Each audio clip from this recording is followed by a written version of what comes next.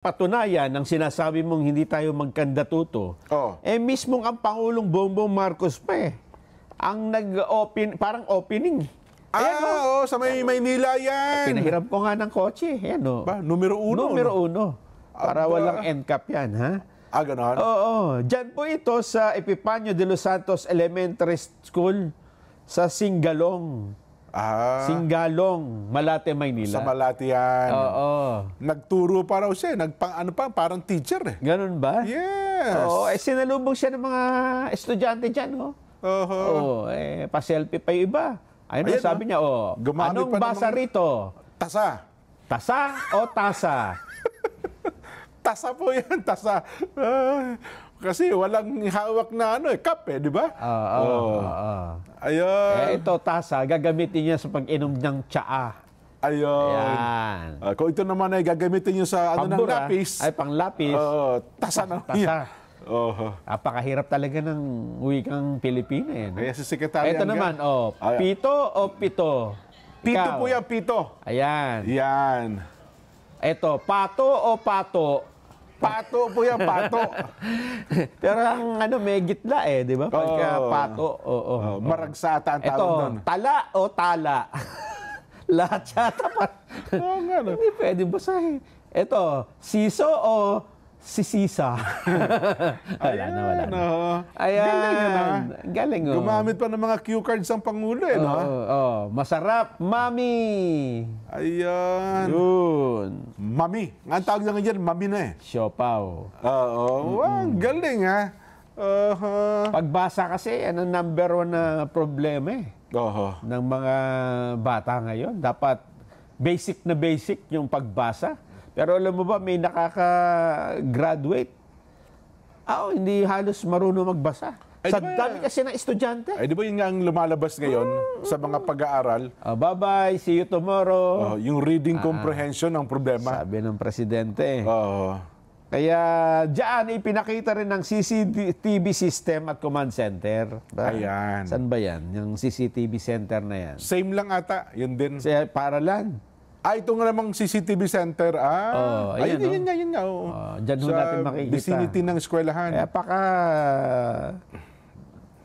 High-tech namang eskwelahan niya. May CCTV pa.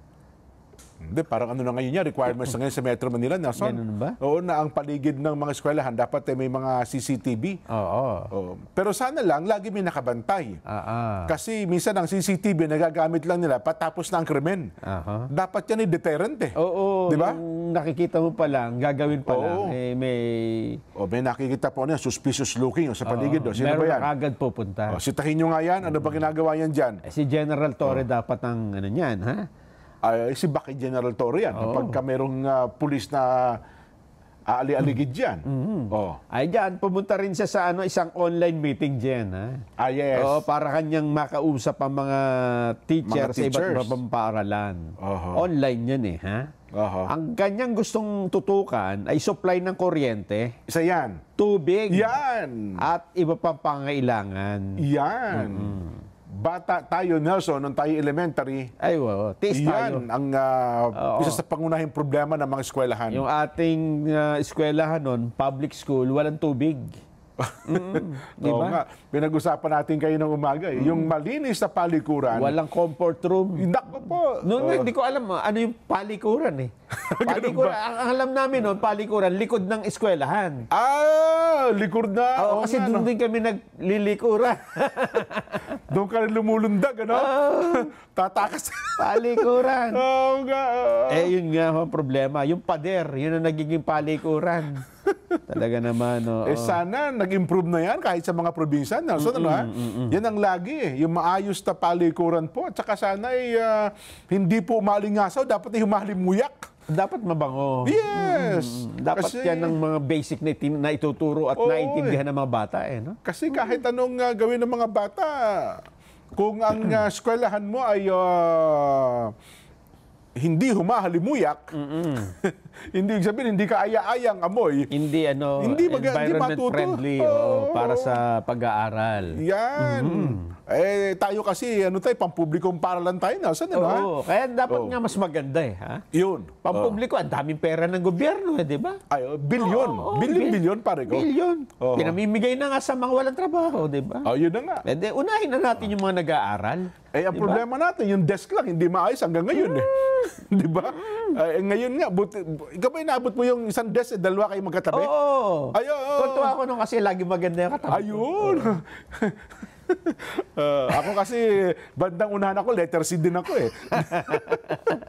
Namimili ako ng katabi. Ma'am, huwag niyo po tatabi sa akin to, Yung mataba na, malakas kumain. Nauubos mo yung baong ko dyan Tapos pagtungtong ng 11:30, recess na yan, Mayroong mga pagkakataon na pwede ka umuwi. May pagkakataon naman, hindi ka pwedeng umuwi kasi may bilao si ma'am. Hanggat hindi nauubos yung bilao. Maghapon ang pasok ng araw. Yun, hanggat hindi nauubos yung laman ng bilao. Hindi pa pauwi yung mga bata. Yan, Ngayon ba may uso pa ba bilao ngayon? Bawal na yan. Matagal nang binawal yan. Bawal na ba yan? Bawal na. Kahit sa mga probinsya? Malaki na yung sweldo ng teacher. Hindi kasi yun. Ang sinasabi, hindi naman sa teacher na pupunta, kundi eskwelahan. Kantin-kantin na. Yung mismong teacher kasi hindi na pinapayagang magbenta. Doon tayo nabuhay, Pag yung bilao dumating na, ma'am, magre-recess na po, yan na po yung bilao. Nako. Yung para makaiwas ka sa recitation, magtataas ka na kamay, ma'am, pabili po. Ma'am, yung pulburon po, paborito ko po yan wala na palang bilao ngayon? Wala na yan. Ganun ba? Pupunta ka na ng kantina. May kantina talaga. Kasi dati hinahatid pa, di ba? Meron pa dating lugaw na may paan ng manok Uso pa sa mga eskwela yan. Ang bili ko dati, 25 centimos Wow! Kasi ang baon ko piso may sukli pa. Tapos meron kang daladalang alam mo na, yung Nutriban o kaya tinapay na malaki. Libre naman yun Ayun na nga, binibigay. Nakakamiss din bigla, ayun. So malaki na pala improvement ngayon. Malaki na improvement. Ang sabi ng Pangulo, pati palikuran, pa-improve na rin dapat. Dapat daw. Kung noon ay yan ang problema lang natin, palikuran at tubig, ngayon pati internet problema na Nako, yan pa po. Naging necessity na ng eskwelahan ng internet Kasi ang plano ngayon ng DICT, lahat ng eskwelahan sa buong Pilipinas dapat ay may connectivity, Yun ang plano po ngayon. Ewan ko lamang sa malalayong probinsya. Dito nga sa Metro Manila, parang hirap pa tayong gawin yan Kaya nga. Di ba? Pati nga yung... Kailan ko nga na-discover na marami na palang 5G site sa atin, Nung lumipat ako ng cellphone at ginamit ko yung 5G ready na. Na SIM card. At saka yung telepono. Kasi hindi pa pwedeng luma ang problema, yung 5G natin, kung ikukumpara mo sa totoong 5G, mabagal pa rin. Mabagal pa rin. Mabagal pa rin. At hindi lahat may signal. Yan. Piling lugar lang. Ito po ang dapat na ayusin din kasi ang mga estudyante ngayon, kinakailangan na rin gumamit ng internet. Nandiyan na rin kasi yung mga pinag-aaralan, educational materials. Ito na talagang trend. Kasi maraming mga eskwelahan ngayon, may libreng tablet na, Sa halip na libro, ang dala-dala nyo, tablet na po. Nandun na. Yes. Mukhang gano'n na. Maging sa mga private schools, ang problema, walang kwenta yung tablet mo, walang signal. Wala. Di ba? Yun. Gagawin lang video games. Laruan lang yan pag nagkataon. Mukhang ganyan po ang larawan ngayon. Pero again, hindi ko kasi namin alam ni Nelson kung ang mga eskwelahan ba ay internet ready na rin. O kanya-kanyang data ang mga estudyante. Kung sila ay meron po mga tablet na ibinibigay ng kanilang mga eskwelahan. Di ba? Well, ako naman naniniwala sa pangunguna ni Defense Secretary Sani Angara, mukhang malaki ang improvement niyan ngayon sa buong bansa. Masipag yung Secretary Sani Angara. Oo nga. Di ba? At meron pa siyang panukala dyan na baguhin yung sistema ng pagsususpinde ng klase. Paano? May bagyo, may kalamidad, mga ganon? Depende sa sitwasyon sa kanyang eskwelahan. Oo. Kasi minsan, di ba, may bagyo. Oo. Ay doon sa lugar niya, hindi naman sila apektado, pero nilagay sila sa signal number 2. Oo. Signal number 3. Sa'yo, buong probinsya, halimbawa, ganon. Wala tuloy pasok, kahit pwede namang mag-aral. Kasi ang problema sa ganyan, Nelson, yung school administration kasi naman, hindi naman ganun sabihin yung kanilang network sa lahat ng estudyante, hindi naman ganun siguro, sabihin lahat ng estudyante. Noong panahon natin.